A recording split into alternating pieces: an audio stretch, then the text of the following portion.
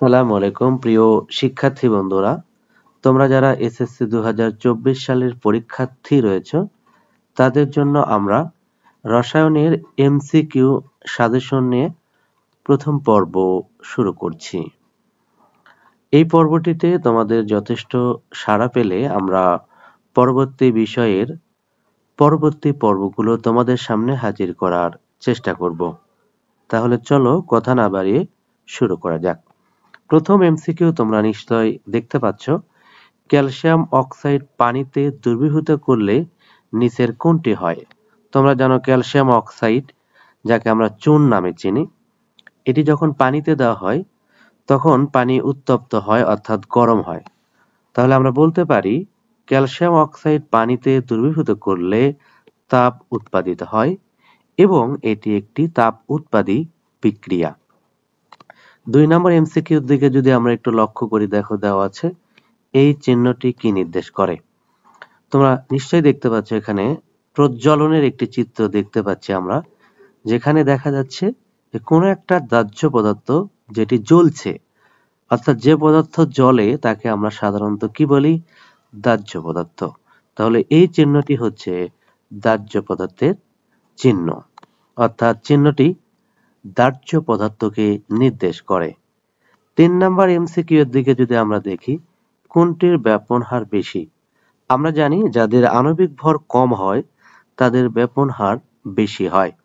এখানে carbon die অক্সাইডের আণবিক ভর হিসাব করলে হবে 44, অ্যামোনিয়ার ভর হবে 14 আর 3 17, হাইড্রোক্লোরিক অ্যাসিডের ভর হবে হাইড্রোজেন 1 এবং ক্লোরিন 35.5, তাহলে হবে 36.5, সালফিউরিক অ্যাসিডের ভর হলো 98।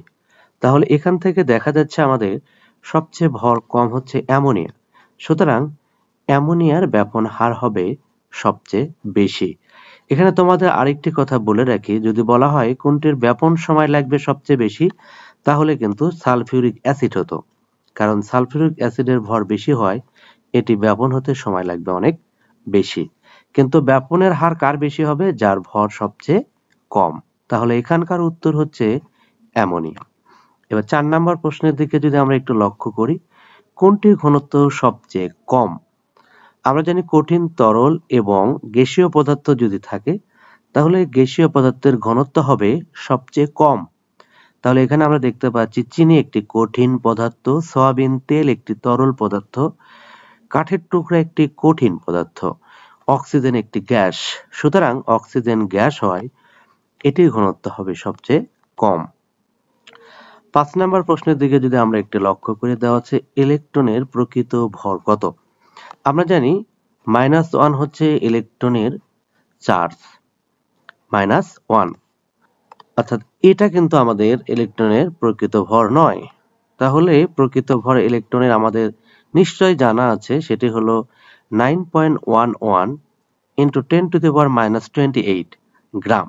তবে মনে রাখবে এখানে গ্রামের পরিবর্তে যদি কেজি হয়ে যেত তাহলে এটি কিন্তু হতো -31, অর্থাৎ 9.11 × 10⁻⁻31 কেজি যদি হতো তখন সেটা হতো, আর গ্রাম হলে হবে -28। এবার 6 নম্বর এমসিকিউ এর দিকে যদি আমরা একটু তাকাই, দেখতে পাচ্ছি সবাই নিশ্চয় একটা ইলেকট্রন বিন্যাস দেওয়া আছে চিত্রে, যেখানে আমরা দেখতে পাচ্ছি কে শেল প্রথমে, যেটা সেখানে ইলেকট্রন আছে একটি, দুইটি। আমাদের এল শেল পরে, সেখানে ইলেকট্রন আছে 2, 4, 6, 8টি। কে এল, তারপরে এম শেল, এম শেলে ইলেকট্রন আছে হলো 8টি। তারপর এন শেলে ইলেকট্রন আছে একটি, দুইটি। তাহলে আমরা এটা একটু লিখে নিলাম। এইবার একটু প্রশ্নে চলে যাই। এখানে বলা হচ্ছে যে কে ও এন শেলে 2টি করে ইলেকট্রন বিদ্যমান। তাহলে কে তে আমাদের 2টি আছে, এনও 2টা, তার মানে এটা ঠিক আছে। এল শেলে ইলেকট্রন সংখ্যা সর্বনিম্ন, এলে ইলেকট্রন দেখতে পাচ্ছি 8, তার মানে এটি সর্বোচ্চ, সর্বনিম্ন নয়। এবার আমরা যদি পরেরটা একটু দেখি, যে এখানে পরে কি রয়েছে। 3 নাম্বার দেওয়া আছে এল ও এম এর শেলে সমান সংখ্যক ইলেকট্রন বিদ্যমান। আমরা এখানে নিশ্চয় দেখেছি এখানে যে কে এবং এন শেলে দেখো আমাদের সমান সংখ্যক ইলেকট্রন আছে। একইভাবে এল এবং এম শেলে সমান সংখ্যক ইলেকট্রন আছে। তাহলে এখান থেকে আমরা যেটি বুঝতে পারছি এল এবং এম শেলে সমান সংখ্যক ইলেকট্রন বিদ্যমান কিনা। এল এবং এম শেলে কিন্তু সমান সংখ্যক ইলেকট্রন বিদ্যমান। তাহলে 1 এবং কত হচ্ছে আমাদের 3। তাহলে উত্তর হবে আমাদের 1 এবং 3। এবার 7 নম্বর এমসিকিউ এর দিকে যদি আমরা লক্ষ্য করি, অষ্টক তত্ত্বের প্রস্তাব করেন কে? এটা আমাদের নিশ্চয় মনে রয়েছে সবারই, জন নিউল্যান্ড। আমরা জানি মেন্ডেলিভ হচ্ছে পর্যায় সারণীর জনক, যে ডাব্লিউ ডোবেনার হচ্ছে ত্রয়ী সূত্রের প্রবর্তক, লুথার মেয়র ইনিও কিন্তু মেন্ডেলিভের প্রায় কাছাকাছি সময়ে পর্যায় সারণী সম্পর্কে স্পষ্ট একটা ধারণা তথা মডেল উপস্থাপন করেছিলেন। সুতরাং অষ্টক তত্ত্ব প্রস্তাব করেন কে? জন নিউল্যান্ড। অথবা যদি আসে অষ্টক তত্ত্বের জনককে, তাহলেও কিন্তু আমরা জন নিউল্যান্ড বলতে পারি। আর যদি পর্যায় সারণীর জনক বলতো আমরা বলতাম মেন্ডেলিভ, এবং যদি আমাদের ত্রয়ী সূত্রের জনক বলতো আমরা বলতাম যে ডাব্লিউ ডোবেরাইনার। 8 নম্বর এমসিকিউ এর দিকে যদি আমরা তাকাই, দেওয়া হচ্ছে আধুনিক পর্যায় সারণীর মূল ভিত্তি কি?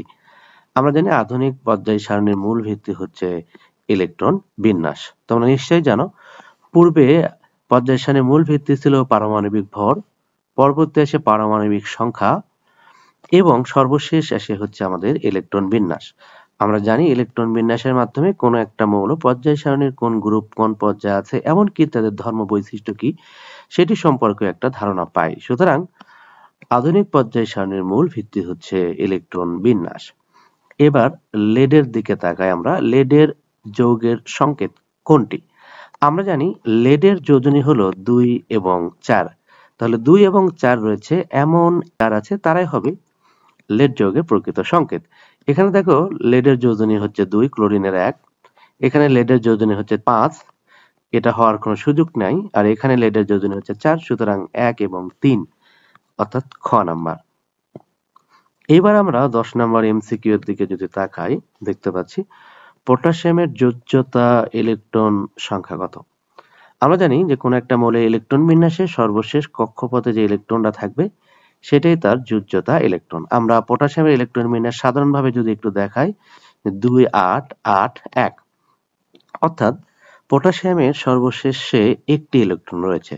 সুতরাং পটাশিয়ামের যোজ্যতা ইলেকট্রন সংখ্যা হচ্ছে 1।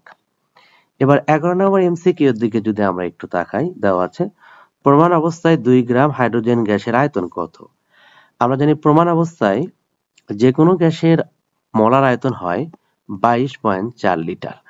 আমরা জানি হাইড্রোজেন যে গ্যাস, এটার ক্ষেত্রে ভর হয় হচ্ছে 2, অর্থাৎ 2 গ্রাম হাইড্রোজেন মানে 1 মোল, আর 1 মোল হাইড্রোজেনের গ্যাসের আয়তন কত হবে? 22.4 লিটার। তাহলে এটা হচ্ছে আমাদের 22.4 লিটার। এবার 12 নম্বর এমসিকিউ এর দিকে যদি আমরা একটু নজর দিই সবাই, দেওয়া আছে পানি যৌগটির আণবিক ভর 18 হয়। আমরা জানি পানির আণবিক ভর 18, যেহেতু হাইড্রোজেনের দুটির ভর 2 এবং অক্সিজেনের ভর 16, সুতরাং 18। এটা ঠিক আছে। স্থূল সংকেত এইচও, কোনোভাবেই এখানে হাইড্রোজেন এবং অক্সিজেনের অনুপাত করলে এটা হয় না, সুতরাং এটা হওয়ার সুযোগ নেই। 3 নাম্বার অক্সিজেনের সংযুতি 88.89%। হ্যাঁ ঠিকই আছে, আমরা জানি যে পানিতে অক্সিজেন রয়েছে 88.89% এবং হাইড্রোজেন আছে 11.11%। সুতরাং আমাদের উত্তর হচ্ছে 1 এবং 3। আমরা এখন দেখতে চাই কোথায় 1 এবং 3 রয়েছে, সেটি হবে উত্তর 1 এবং 3। এবার 13 নম্বর এমসিকিউ এর দিকে যদি আমরা তাকাই, মম জ্বালালে ভৌত পরিবর্তন সংঘটিত হয়। ঠিক আছে, কারণ মম গলে কঠিন এবং তরল মম থেকে আবার গ্যাসীয় মম পাওয়া যায়। ঠান্ডা করলে গ্যাসীয় মম থেকে তরল এবং তরল থেকে কঠিন মম পাওয়া যায়, যেটি ভৌত পরিবর্তন। তাহলে মম জ্বালালে ভৌত পরিবর্তন হয়, নতুন পদার্থের সৃষ্টি হয়। হ্যাঁ অবশ্যই, আমরা জানি মমকে যখন জ্বালানো হয় তখন মম অক্সিজেনের সাথে বিক্রিয়া করে কার্বন ডাই অক্সাইড এবং জলীয় বাষ্প তৈরি করে, যেখানে আমরা কার্বন ডাই অক্সাইড এবং পানিকে দেখতে পাচ্ছি নতুন পদার্থ। তার মানে এটা ঠিক আছে, রাসায়নিক পরিবর্তন হয়। এই যে মম বিক্রিয়া করে কার্বন ডাই অক্সাইড এবং পানি তৈরি করলো, এটা একটা রাসায়নিক পরিবর্তন। সুতরাং এটার উত্তর হবে 1 2 3, অর্থাৎ খ নাম্বার। এবার 14 নম্বরে যদি আমরা যাই, সুপার অক্সাইডে অক্সিজেনের জারণ সংখ্যা কত? আমরা জানি পার অক্সাইডে, যেমন হাইড্রোজেন পার অক্সাইড, এখানে অক্সিজেনের জারণ সংখ্যা হয় হচ্ছে -1। আর সুপার অক্সাইড যেমন সোডিয়াম অক্সাইড, যেমন পটাশিয়াম অক্সাইড, সুপার অক্সাইডে অক্সিজেনের জারণ সংখ্যা হয় -12। এটা আমরা চাইলে এখান থেকে বের করতে পারি। সেটা হলো যে ধরো সোডিয়াম সুপার অক্সাইড, এটার টোটালটার জারণ সংখ্যা কত আমরা দেখতে পাচ্ছি, এখানে কোনো চার্জ নাই, 0।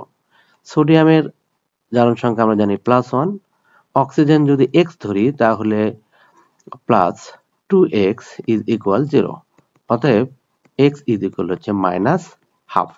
সুতরাং সুপার অক্সাইডে অক্সিজেনের জারণ সংখ্যা হবে -12। এবার আমরা চিত্রের আলোকে 15 এবং 16 নম্বর এমসিকিউ এর অ্যান্সার করার চেষ্টা করব। চিত্রে তোমরা নিশ্চয়ই দেখতে পাচ্ছ এখানে যে নিকেলের একটা লবণ নেওয়া আছে, নিকেল সালফেট, এবং এখানে অ্যানোড হিসেবে নেওয়া আছে নিকেল এবং ক্যাথোড হিসেবে নেওয়া আছে লোহা। এখানে দেখতে পাচ্ছি আমরা যে লোহার ওপর নিকেলের প্রলেপ দেওয়া হচ্ছে, যেটাকে আমরা ইলেকট্রোপ্লেটিং বলে থাকি। এবার আমরা একটু প্রশ্নে চলে যাই। প্রশ্ন বলছে উদ্দীপকের প্রক্রিয়ায় লোহার পরিমাণ বৃদ্ধি করে, ক্ষয় রোধ করে, দৃঢ়তা বৃদ্ধি করে, বিশুদ্ধতা বৃদ্ধি করে। আসলে এই প্রক্রিয়ায় লোহার কি হয়? ক্ষয় রোধ হয়। কারণ লোহার ওপর যখন নিকেলের প্রলেপ পড়বে তখন এটা ইলেকট্রোপ্লেটিং এর মাধ্যমে লোহার ওপর নিকেলের একটা আবরণ পড়বে, ফলে লোহার ক্ষয় রোধ হবে। এক্ষেত্রে যদি মরিচা রোধ হয় সেটাও উত্তর হয়ে যেত। এবার 16 নম্বর বলছে ওপরের চিত্রে নিকেল ক্ষয়প্রাপ্ত হবে। হ্যাঁ, নিকেল এখান থেকে লোহার ওপর জমা হবে, নিকেল ক্ষয়প্রাপ্ত হবে। এটা উত্তর ঠিক আছে। আয়রন অ্যানোড তড়িৎদ্বার হিসেবে কাজ করে না, আমরা দেখতে পাচ্ছি আয়রন এখানে ক্যাথোড তড়িৎদ্বার হিসেবে কাজ করেছে, সুতরাং এটি হবে না। 3 নম্বর ইলেকট্রনের আদান প্রদান ঘটে। হ্যাঁ, আমরা জানি তড়িৎ বিশ্লেষণের সময় ইলেকট্রনের আদান প্রদান ঘটে, অর্থাৎ জারণ বিজারণ ঘটে, সুতরাং আমাদের উত্তর হচ্ছে 1 এবং 3 আছে আমাদের এক্ষেত্রে গ নাম্বার। এবার 17 নম্বর এমসিকিউ এর দিকে যদি তাকাই, বিওডি এর পূর্ণরূপ কি? বিওডি এর পূর্ণরূপ হচ্ছে biological oxygen demand, biological oxygen demand. এবার আমরা যদি 18 নম্বর এমসিকিউ এর দিকে চলে যাই, লঘু সালফিউরিক অ্যাসিড নীল লিটমাসকে লাল করে, আমরা জানি অ্যাসিড নীল লিটমাসকে লাল করে, সুতরাং উত্তর ঠিক আছে। ধাতব কার্বনেটের সাথে বিক্রিয়া করে কার্বন ডাই অক্সাইড তৈরি করে, আমরা জানি অ্যাসিড সম ধাতব কার্বনেটের সাথে বিক্রিয়া করে কি তৈরি করে, আমরা একটু দেখার চেষ্টা করি। যেমন ধরো ক্যালসিয়াম কার্বনেট এবং সালফিউরিক অ্যাসিড, এটা যদি আমাদের বিক্রিয়া করা হয় তাহলে উৎপন্ন হবে ক্যালসিয়াম সালফেট, উৎপন্ন হবে কার্বন ডাই অক্সাইড এবং উৎপন্ন হবে পানি। সুতরাং এই বিক্রিয়ার দিকে আমরা লক্ষ্য করলে অতি সহজে বলতে পারি যে ধাতব কার্বনেটের সাথে বিক্রিয়া করলে কার্বন ডাই অক্সাইড তৈরি হবে, সুতরাং 2 নাম্বার ঠিক আছে। ধাতব হাইড্রোক্সাইডের সাথে বিক্রিয়া করে লবণ এবং পানি উৎপন্ন করে, আমরা জানি ধাতব হাইড্রোক্সাইড সাধারণত ক্ষারক হয় এবং ক্ষারকের সাথে অ্যাসিড বিক্রিয়া করলে হবে লবণ এবং পানি, সুতরাং এটিও ঠিক রয়েছে। সুতরাং আমাদের উত্তর হচ্ছে 1, 2, 3। এবার আমরা 19 নাম্বার এমসিকিউ এর দিকে লক্ষ্য করব। ক্রায়োলাইটের সংকেত কি? আমরা জানি ক্রায়োলাইট হচ্ছে সোডিয়াম হেক্সাফ্লোরো অ্যালুমিনেট। তো হেক্সাফ্লোরো একমাত্র এখানে রয়েছে, সুতরাং এটি হচ্ছে সোডিয়াম হেক্সাফ্লোরো অ্যালুমিনেট। এটা হচ্ছে ক্রায়োলাইটের সংকেত, যেটি আমাদের অ্যালুমিনিয়াম ধাতু নিষ্কাশন করার সময় তাপমাত্রা কমাতে ব্যবহার করা হয়। এইবার আমরা 20 নাম্বার এমসিকিউ এর দিকে যাব। উড়োজাহাজের বডি তৈরিতে কোনটি ব্যবহৃত হয়? আমরা জানি উড়োজাহাজের বডি তৈরিতে ব্যবহার হয় ডুরালেমিন নামে অ্যালুমিনিয়ামের এক ধরনের সংকর ধাতু। তাহলে উত্তর হচ্ছে আমাদের ডুরালুমিন। এবার আমরা 21 নম্বর এমসিকিউ এর দিকে যেতে চাই। Aromatic hydrocarbon. অ্যারোমেটিক হাইড্রোকার্বন আমি যদি একেবারে সহজভাবে চিন্তা করি, বেনজিন এবং বেনজিনের জাতকগুলো সাধারণত হবে অ্যারোমেটিক যৌগ। তো এটা বেনজিন, হ্যাঁ এটি একটি অ্যারোমেটিক যৌগ। এটা হচ্ছে ফেনল বা কার্বলিক অ্যাসিড, দেখতে পাচ্ছ বেনজিন চক্র আছে এখানে একটি, সুতরাং এটা একটি অ্যারোমেটিক যৌগ। অ্যারোমেটিক যৌগ নিয়ে আরো বিস্তারিত জানার জন্য আমাদের ইউটিউব চ্যানেলে একটি ভিডিও দেওয়া আছে, তোমরা সেটি চাইলে দেখতে পারো। এখানে আমরা জাস্ট একটা সংক্ষিপ্ত আলোচনা করছি। এবং এটা হচ্ছে ন্যাপথলিন, যেখানে 2টা বেনজিন চক্র আছে, সুতরাং এই 3টি হচ্ছে অ্যারোমেটিক যৌগ। কিন্তু যদি বলতো অ্যারোমেটিক হাইড্রোকার্বন এই 3টার মধ্যে কোনটি, তাহলে কিন্তু এটি বাদ যেত, কারণ এটি হাইড্রোকার্বন নয়, কারণ এর মধ্যে অক্সিজেন আছে। কিন্তু শুধু অ্যারোমেটিক যৌগ বললে 3টি আমাদের হবে, তাহলে অ্যান্সার হচ্ছে ঘ নাম্বার 1, 2, 3। এবার 22 নাম্বার এমসিকিউ এর দিকে তাকাও। নিচের কোনটি ব্রোমিন দ্রবণের লাল বর্ণকে বর্ণহীন করতে পারে? আমরা জানি অসম্পৃক্ত হাইড্রোকার্বন অর্থাৎ অ্যালকিন এবং অ্যালকাইন, এদের মধ্যে ব্রোমিন যোগ করলে এটি ব্রোমিনের সাথে বিক্রিয়া করে লাল বর্ণকে বর্ণহীন করে। কিন্তু অ্যালকেন ব্রোমিনের সাথে কোনো বিক্রিয়া করে না, সুতরাং বর্ণের কোনো পরিবর্তন হয় না। আমাদের দেখতে হবে এর মধ্যে অ্যালকিন বা অ্যালকাইন কারা। প্রথম যৌগের দিকে যদি আমরা লক্ষ্য করি, দেখো অ্যালকেনের সাধারণ সংকেতকে আমরা জানি CnH2n+2। তাহলে এখানে একটু দেখো 3, অর্থাৎ n এর মান যদি 3 হয় তাহলে H হচ্ছে 3 × 6 = 8, সুতরাং এটি অ্যালকেন, এটিতে বর্ণ পরিবর্তন হবে না। এখানে যদি আমরা দেখি n এর মান 4, 4 × 8 = 10, এটাও একটা অ্যালকেন, এখানেও পরিবর্তন হবে না।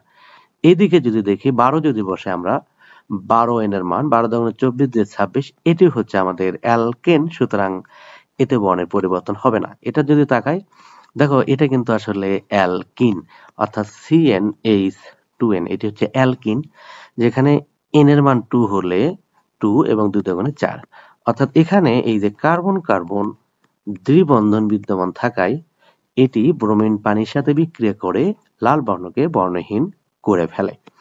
এবার আমরা 23 এবং 24 নম্বর MCQ পড়ব এবং ব্যাখ্যা করব। এখানে একটা উদ্দীপক দেওয়া আছে, দেখো সাদিয়া বাজার থেকে আচার সংরক্ষণের জন্য একটি জিনিস ক্রয় করলো যা জৈব অ্যাসিড হতে তৈরি হয়। প্রশ্ন হচ্ছে 23, সাদিয়ার ক্রয়কৃত জিনিস কোন অ্যাসিড হতে তৈরি হয়?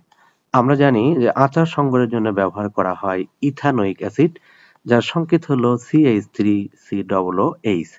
তাহলে সাদিয়া যেটি কিনেছিল সেটি হচ্ছে ইথানোয়িক অ্যাসিড, যেখান থেকে আমাদের কি তৈরি হয় তোমরা নিশ্চয় জানো, ভিনেগার বা সিরকা। তাহলে 24 নাম্বার, সাদিয়ার ক্রয়কৃত জিনিসটি কি? এটা হচ্ছে ভিনেগার। ভিনেগার অথবা সিরকা যদি থাকে তাহলে সেটি হয়ে যেত। এবার 25 নাম্বার দেওয়া আছে, সাবানের সাধারণ সংকেত RCOONA হলে এখানে আর কি নামে পরিচিত? তোমরা জানো এই যে আর হচ্ছে অ্যালকাইল মূলক। অ্যালকেন থেকে যখন একটি হাইড্রোজেন অপসারিত হয় তখন যে মূলক হয় তাকে আমরা বলি অ্যালকাইল মূলক। সেটা মিথাইল মূলক হতে পারে, সেটা হতে পারে ইথাইল মূলক CH2 CH3। তাহলে ইথাইল মূলক হতে পারে, মিথাইল মূলক হতে পারে, প্রোপাইল বিউটাইল, যে কোনো মূলক হতে পারে, যাকে আমরা সংক্ষেপে প্রকাশ করি আর দ্বারা। সুতরাং আর হচ্ছে এখানে অ্যালকাইল মূলক, যেটার উত্তর হচ্ছে আমাদের ঘ নাম্বার, অ্যালকাইল মূলক। শিক্ষার্থী বন্ধুরা, আজকে আমরা এই 25টি MCQ তোমাদের সামনেই ব্যাখ্যা করার চেষ্টা করলাম। আশা করছি এখান থেকে তোমরা যদি ভালোভাবেই উপলব্ধি করো তাহলে MCQ একটা ভালো সমাধান তোমরা বোর্ড পরীক্ষাতে করতে পারবে, এবং এখান থেকেও বেশ কিছু MCQ হয়তো সরাসরি কমন পড়তে পারে, অথবা ব্যাখ্যা যদি ভালোভাবে বুঝতে পারো তাহলে অনেকগুলো MCQর উত্তর তোমরা সহজেই করতে পারবে। তোমাদের কোনো প্রশ্ন থাকলে অবশ্যই আমাদের কমেন্টের মাধ্যমে জানাবে। আজ এ পর্যন্তই, সবাই ভালো থাকো, সুস্থ থাকো, আল্লাহ হাফেজ, আসসালামু আলাইকুম।